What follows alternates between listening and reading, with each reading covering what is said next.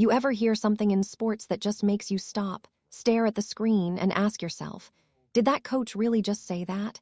Because that's exactly what happened when Kevin Stefanski, the head coach of the Cleveland Browns, looked straight at reporters and declared, "This is Joe Flacco's ride."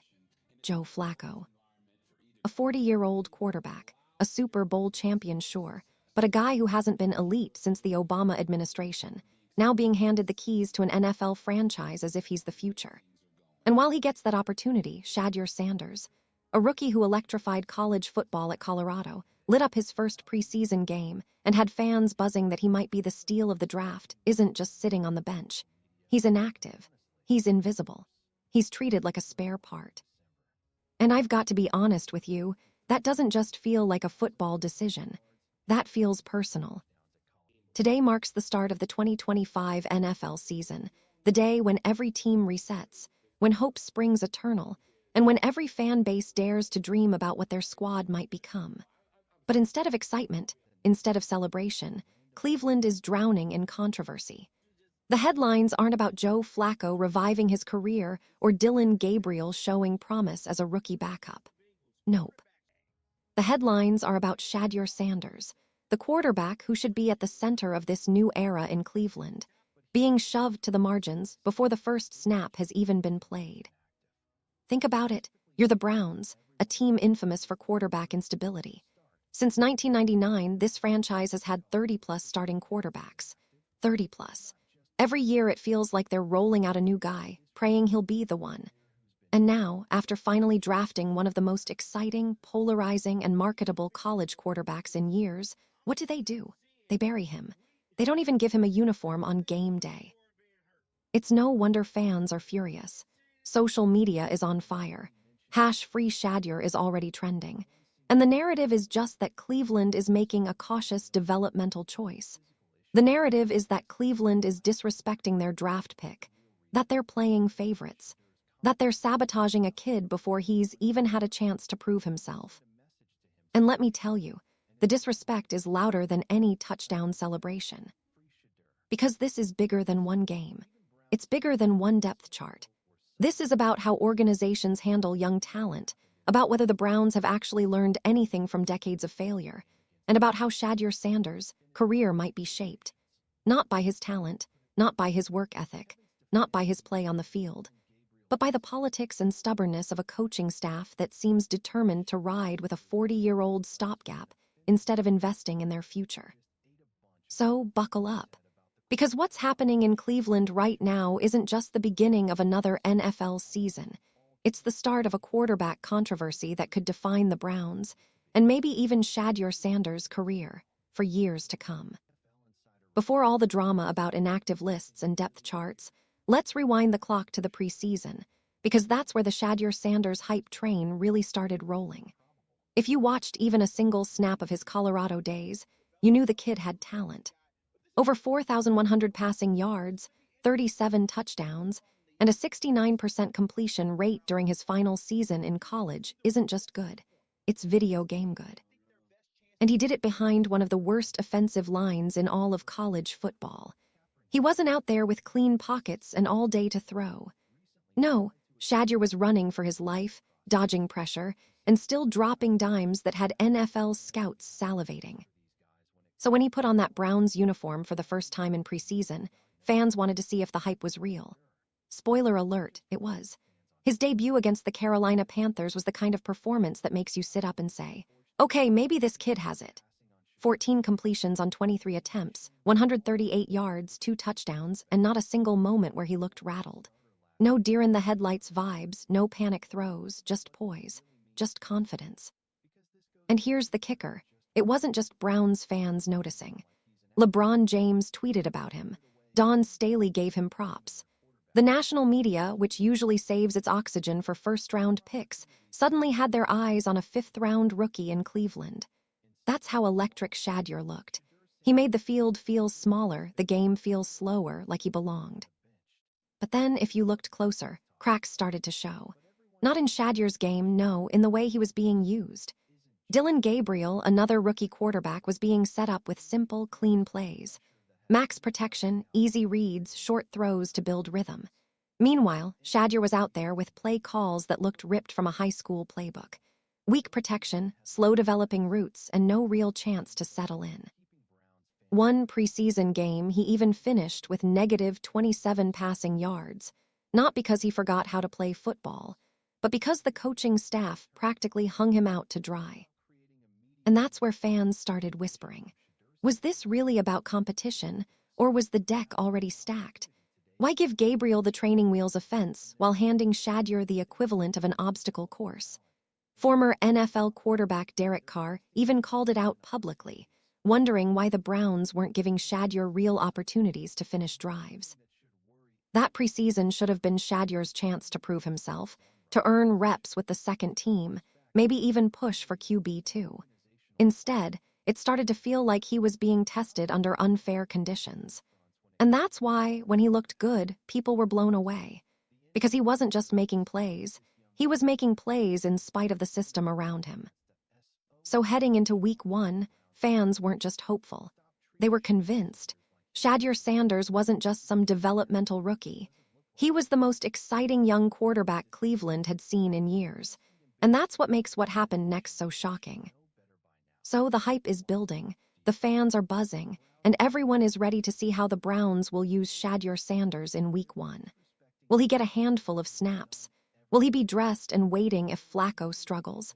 Or at the very least, will he be suited up on the sidelines, ready to step in if needed?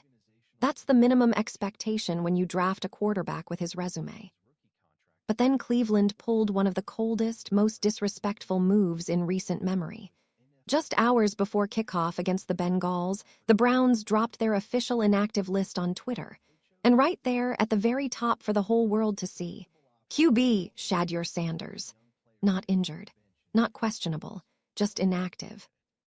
Think about that timing for a second. The team had all week to announce this. Reporters asked daily about the quarterback situation, and never once did the Browns hint that Shedeur wouldn't even dress.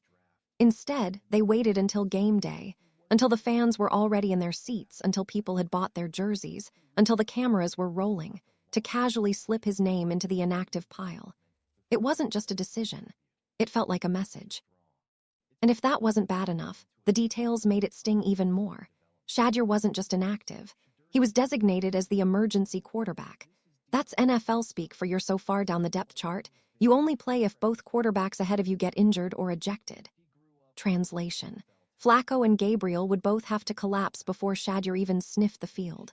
That's not just benching a player. That's locking him in the basement and throwing away the key. The reaction was immediate, and it was nuclear. Browns fans flooded social media with outrage. Hashtags like Free Shedeur and Browns Mess started trending within minutes. One fan wrote, "We didn't draft Deion Sanders' son to watch him sit in street clothes." Another said, "They're wasting this kid's time and disrespecting every fan who believed in him." And honestly, can you blame them? When a team is starving for quarterback stability, why would they bury their most exciting rookie before he's had a chance to grow? Even neutral NFL fans were scratching their heads. Analysts called it confusing. Some said it was classic Cleveland dysfunction. Others called it flat-out sabotage. Because no one could point to a legitimate reason, no injury, no disciplinary issue, nothing to justify keeping Shedeur inactive. And here's the kicker. The Browns knew exactly what they were doing. By waiting until the last possible moment, they avoided a week of backlash.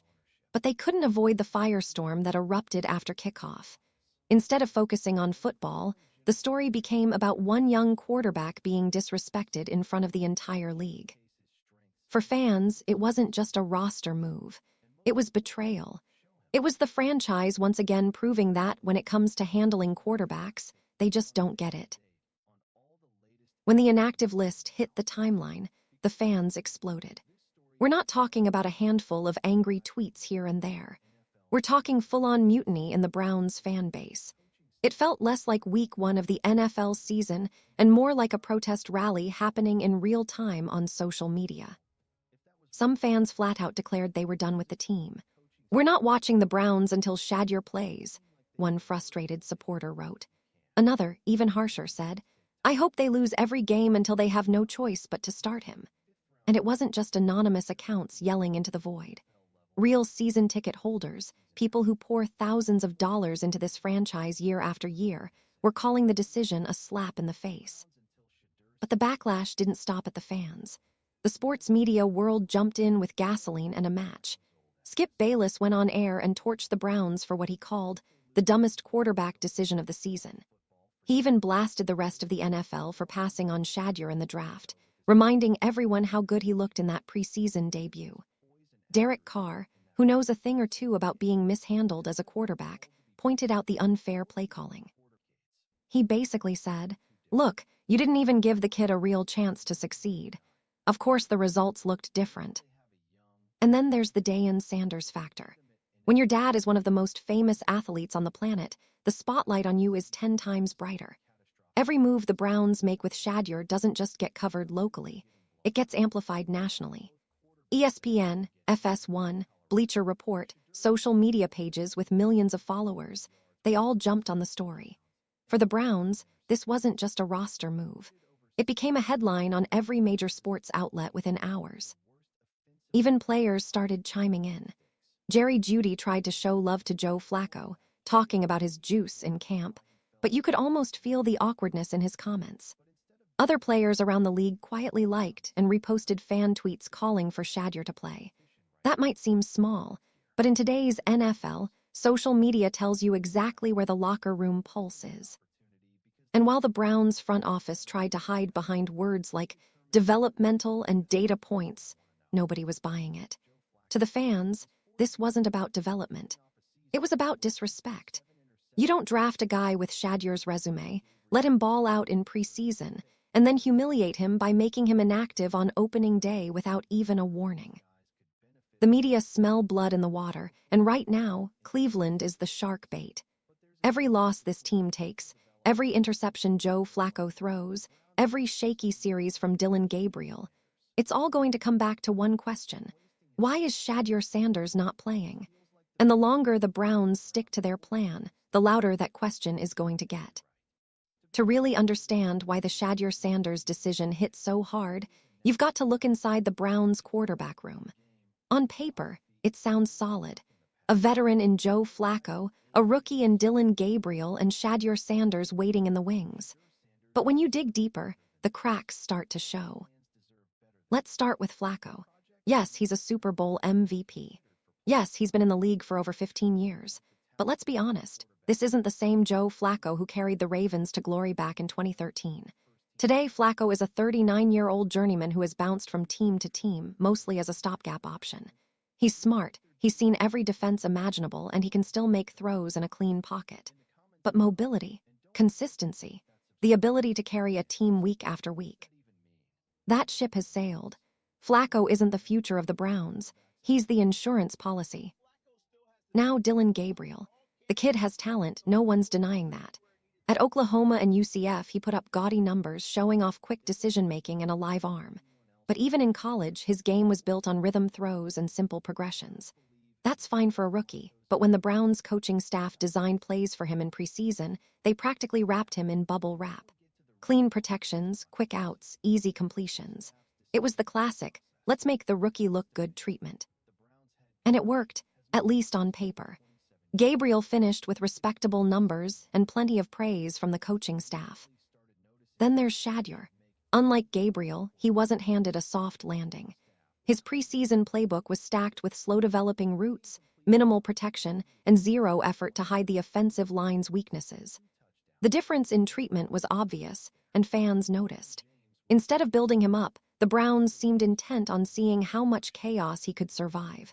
That's not a fair comparison, and it's certainly not a fair competition. So what's really happening here? If you listen to the front office, they'll say it's about developmental timelines. That Flacco provides stability, Gabriel is the next man up, and Shedeur needs more time to adjust. But if you listen to the fans, and honestly, if you trust your eyes, you see something else. You see politics. You see favoritism. You see a team that doesn't know how to handle the rare talent they have sitting on their bench. Because here's the truth. Quarterback rooms in the NFL are delicate ecosystems. One wrong decision can divide a locker room. When the veteran starter is clearly on borrowed time, when the rookie ahead of you gets every advantage, And when your name gets tossed on the inactive list without warning, resentment starts to build, not just with the player, but with teammates who believe he deserves better. The Browns' quarterback room isn't just about X's and O's right now. It's about optics, about trust, and about how long this coaching staff can keep a lid on the growing storm.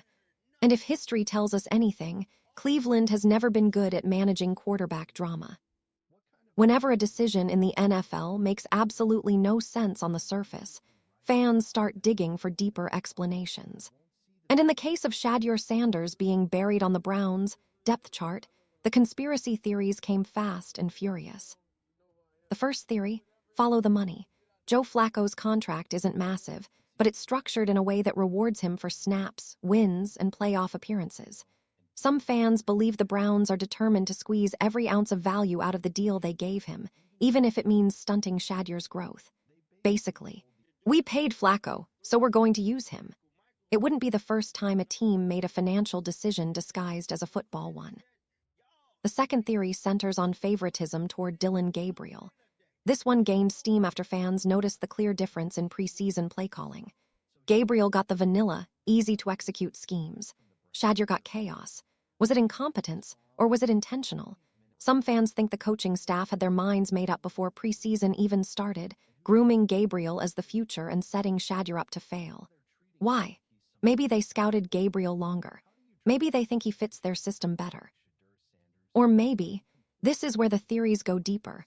Politics inside the front office tilted things in his favor. And then there's the big one, the NFL versus Shedeur Sanders. Shedeur isn't just another rookie quarterback. He's the son of prime time himself. Shedeur has been outspoken, polarizing, and disruptive to the old guard in both college football and the NFL. Some fans believe that teams are wary of bringing too much spotlight and primetime energy into their locker rooms. The theory goes that the Browns don't want Shedeur looming over their franchise, potentially challenging their authority or drawing attention away from the team. By burying Shedeur, they keep the Sanders brand at arm's length. Of course, there are even wilder takes floating around. Some suggest agents are pulling strings behind the scenes, protecting their other clients by making sure Shedeur doesn't take the spotlight too quickly. Others whisper that Cleveland doesn't want Shedeur to play too early because they're afraid he'll actually be too good, creating a full-blown quarterback controversy that forces them to make tough decisions about Flacco and Gabriel. Now, are any of these conspiracy theories true? Probably not all of them. But here's the thing. In sports, perception often matters more than reality. When fans can't find a logical explanation for a move, they'll create one. And the Browns have given them every reason to believe something fishy is going on. Because let's be real, if Shedeur had looked terrible in preseason, if he had thrown interceptions left and right, this conversation wouldn't even exist. Fans would have shrugged and said, "He's not ready." But that's not what happened. He flashed talent. He showed poise. He gave people a reason to believe. And when you bury a player like that, you don't just create disappointment, you create suspicion. And right now, those suspicions are fueling one of the loudest controversies in Cleveland football history. To really understand why the Shedeur Sanders saga feels so explosive, you've got to zoom out and look at the bigger picture across the NFL. Because this isn't just about one rookie getting benched in Cleveland. This is part of a much larger pattern of how teams handle young quarterbacks and how those decisions can shape the entire future of a franchise. Think back to some of the most infamous quarterback missteps in recent history. Josh Rosen in Arizona, drafted in the first round, handed a mess of a roster, and then tossed aside after just one season. Dwayne Haskins in Washington, mishandled from the start, given little support, and never truly developed. Even guys like Justin Fields and Trey Lance, who had undeniable talent, saw their careers stall because the organizations around them couldn't commit to a clear plan. The lesson is simple. Quarterback development isn't just about talent. It's about environment, trust, and timing. And that's where Shedeur's story connects. In today's NFL, the league moves fast. Fans are impatient, ownership is impatient, and front offices make decisions with one eye on social media. If you don't succeed immediately, you're labeled a bust before you even get a fair shot. That's the danger Shedeur is staring down right now. By being pushed to the inactive list, the narrative is already shifting. Instead of being talked about as the next great Browns quarterback, he's being framed as a project, a gamble, maybe even a mistake. But here's the twist. Quarterbacks who are given patience and opportunity often flourish. Look at Patrick Mahomes. He sat behind Alex Smith for a full year in Kansas City, but the Chiefs always made it clear he was the future. Lamar Jackson, doubted as a passer, had a coaching staff in Baltimore that rebuilt their offense around his skill set. Even Jalen Hurts, who many thought was just a stopgap, was empowered by the Eagles to grow into a franchise cornerstone. The common thread: support, belief, a plan. Right now, the Browns don't look like they have a plan for Shedeur Sanders. And that's what alarms both fans and analysts. It's not about whether Joe Flacco can start week 1. It's not about whether Dylan Gabriel looks comfortable in preseason. It's about whether the Browns have the vision to nurture a quarterback with sky-high potential, or whether they're about to repeat the same mistakes we've seen a dozen other franchises make. And let's not forget the business side. Shedeur isn't just a player, he's a brand. The Sanders name draws attention, sells jerseys, and puts Cleveland in the national spotlight. Mishandling him doesn't just risk losing games, it risks alienating a fan base and wasting a rare marketing opportunity in a league where star power matters. So, when you place this saga in the larger NFL context, it's clear. The Browns aren't just making decisions about one rookie. They're making decisions that could define how the league views them for years to come. And unless they change course, history suggests this won't end well. When the Browns announced Shedeur Sanders as inactive, the easy thing for him to do would have been to lash out, post a cryptic tweet, call out the coaching staff and the media, vent his frustrations the way so many young players do when they feel disrespected. But that's not how Shedeur is wired, and that's part of what makes this story so compelling. From the moment he stepped into the spotlight at Colorado, Shedeur carried himself with a level of poise that stood out. Yes, he's the son of Deion Sanders, one of the most outspoken, flamboyant personalities in sports history. But Shedeur isn't trying to be a carbon copy of his dad.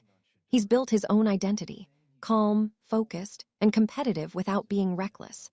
That maturity is exactly what impressed scouts before the draft, and it's exactly what's keeping him steady now in Cleveland. Instead of sulking, Shedeur has leaned into the grind. Reporters close to the team say he's the first one in the film room, the last one off the practice field. He's still dapping up teammates, still engaging with fans, still doing everything you'd expect from a franchise quarterback, even if the franchise hasn't given him that role yet. That kind of professionalism sends a message not just to the Browns, but to the entire NFL. I'm ready whenever my number gets called. And make no mistake, people are watching. Other teams see how a young quarterback responds to adversity. Front offices pay attention to body language, locker room presence, and whether a guy keeps his head down when things don't go his way. If anything, this situation has given Shedeur a chance to showcase his character as much as his talent. But don't confuse composure with passivity. Behind the scenes, you know this fuels him. You don't grow up in the Sanders household without a competitive fire. His dad built an entire career on proving doubters wrong, and Shedeur is clearly cut from the same cloth. Every rep he gets in practice, every throw he makes in warm-ups, every single moment he's visible, he's auditioning. If not for the Browns, then for the 31 other teams that may one day come calling. And here's the other side of Shedeur's response. The fans feel it. They see him staying positive, not letting the situation turn ugly. That builds loyalty. Instead of fans being angry at Shedeur for not playing, they're angry at the Browns for keeping him off the field. That's a powerful dynamic because it turns this from an individual problem into a franchise problem. At the end of the day, character matters in the NFL just as much as arm strength or accuracy. And right now, Shedeur is passing the character test with flying colors. While the Browns fumble their handling of him, he's quietly proving he has the maturity and resilience to handle the spotlight. And when his time finally comes, whether in Cleveland or somewhere else, nobody will be able to say he wasn't ready. One of the most overlooked parts of this whole saga is the locker room. Because let's be real, NFL locker rooms aren't just about plays on a whiteboard or depth charts written in ink. They're living, breathing ecosystems built on trust, chemistry, and respect. And right now, the Browns' quarterback situation is putting all of that to the test. Let's start with the obvious. Veterans in that room know Joe Flacco. He's been around forever. He's got a Super Bowl ring, he's played in every kind of pressure situation imaginable, and he carries himself with that old-school, no-nonsense vibe. For players who value stability and experience, Flacco's presence is comforting. He's the guy who knows how to manage a game, run a huddle, and keep things from spiraling out of control. That matters, especially for a roster that believes it can compete in the AFC North. But here, the flip side, NFL locker rooms are also filled with young guys. And young guys gravitate toward energy, excitement, and players who represent the future. That's where Shedeur Sanders comes in. Teammates have seen his work ethic. They've seen the flashes in preseason. They know the buzz he generates among fans. And for a lot of players, especially those in their early to mid-20s, Shedeur feels like their guy, the quarterback who can grow with them, not just bridge them through another season. Now add Dillon Gabriel into the mix. Coaches have already pegged him as the direct backup because of his poise, but let's not forget, he's also a rookie. And rookies, no matter how polished, need time to earn credibility in the locker room. Some players might look at Gabriel getting opportunities ahead of Shedeur and quietly question the decision-making. Not because Gabriel isn't talented, but because Shedeur's resume and performance seem to warrant at least an even playing field. That kind of confusion breeds whispers, and whispers in an NFL locker room can snowball into division. And then there's the emotional side. Players notice when one of their brothers gets blindsided. Imagine being in that room, seeing Shedeur listed as inactive hours before kickoff with no explanation. Guys who practiced alongside him all week, who ran routes for him, who celebrated his preseason touchdowns, suddenly they're wondering, if the team can treat Shedeur like that, what does that mean for the rest of us? That's where trust in the coaching staff can start to crack. This is why locker room dynamics are so crucial. A head coach's decision isn't just about X's and O's, it's about sending messages. Right now, the Browns are sending a message that the hierarchy is fixed, regardless of performance. That might sit fine with veterans who just want stability, but it risks alienating younger players who believe in Shedeur's upside. The truth is, unity wins championships. If the locker room starts splitting into Team Flacco, Team Gabriel, and Team Shedeur, the Browns won't just have a quarterback controversy, they'll have a chemistry problem. And in the NFL, chemistry problems sink seasons faster than injuries. When you strip away the X's and O's, football is still a business. And in today's NFL, the business side is louder than it's ever been. It's not just about winning games on Sundays. It's about TV ratings, ticket sales, jersey numbers, and brand visibility. That's why the Shedeur Sanders situation isn't just a football story. It's a public relations nightmare brewing in Cleveland. Let's start with the obvious. Shedeur Sanders is a name. He isn't just another fifth-round rookie. He's Deion Sanders' son. That alone carries a media spotlight, but when you add in his college numbers, his preseason flashes, and his social media presence, you get something teams usually dream of. A marketable young quarterback who fans already connect with. The Browns should be leaning into that. Instead, they've managed to turn what should have been a golden PR win into a PR disaster. Think about the rollout. Announcing Shedeur as inactive just hours before kickoff didn't just catch fans off guard. It blindsided the national conversation. Suddenly, the storyline heading into Week 1 wasn't the Browns chasing a division title. It was, why is Shedeur Sanders inactive? That's the kind of distraction no franchise wants. Worse, it paints the team as disorganized and tone-deaf, which feeds into a reputation Cleveland has been trying to shake for years. From a business perspective, the move makes even less sense. Jersey sales. Shedeur's number 3 was already flying off shelves after his preseason debut. Social engagement. His highlights generated more buzz than almost anything else the Browns posted all summer. Fan excitement, through the roof. And what did the Browns do with that momentum? They slammed the brakes, leaving fans angry instead of energized. In the NFL, where every ounce of goodwill matters, that's a costly mistake. Now look at the broader PR optics. The NFL thrives on narratives. Rookie QB shocks the league. Son of a Hall of Famer rises to the occasion. Cleveland finally finds its franchise guy. Those are storylines networks love because they draw casual viewers and diehards alike. Instead, the Browns are feeding a different headline. Team benches exciting rookie for aging vet. That's not just boring, it's frustrating for the paying customer. And let's not ignore what this does inside corporate circles. Sponsors and partners want their brand associated with excitement, energy, and growth. A Shedeur-led storyline is marketable to advertisers. A 40-year-old Joe Flacco bridge year? Not so much. If you don't think decision-makers in the Browns' business office are wincing at this PR mess, think again. The NFL is as much about perception as it is about performance. Teams that win the PR battle often buy themselves patience with fans, even during tough seasons. But the Browns, with this decision, just bought themselves the opposite. They've turned one of their most marketable assets into a controversy, and in the process, they've made fans feel ignored. And here's the kicker. In business, perception becomes reality fast. Right now, the perception is that Cleveland doesn't believe in Shedeur Sanders. And if that doesn't change soon, the business and PR fallout could last longer than the season itself. So where does this roller coaster ride go from here? Shedeur Sanders being listed inactive isn't just about one game. It opens the door to a handful of very different futures, each with its own ripple effects. Let's break down the scenarios Browns fans and NFL watchers are already debating. Scenario 1, the patient path. In this version, the Browns stick to their plan. Joe Flacco holds down the job for most of the season, Dylan Gabriel gets mop-up duty, and Shedeur is kept in bubble wrap. The organization frames it as a development year, allowing Sanders to learn the system without pressure. On paper, that sounds safe, but in reality, it risks wasting valuable growth opportunities and could damage fan trust. Patience works when fans believe there's a payoff. Right now, Cleveland hasn't shown them one. Scenario 2, the midseason switch. Here, where things get interesting. The NFL season is long, and injuries or poor performances can flip a depth chart overnight.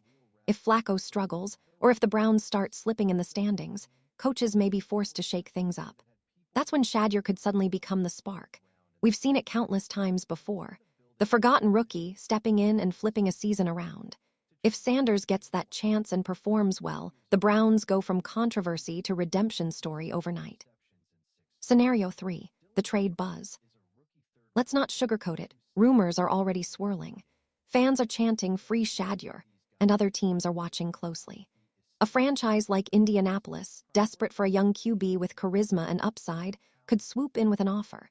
For Cleveland, trading Shedeur would be a PR nightmare, but if the front office doesn't believe in him, moving him for draft picks might be their way out.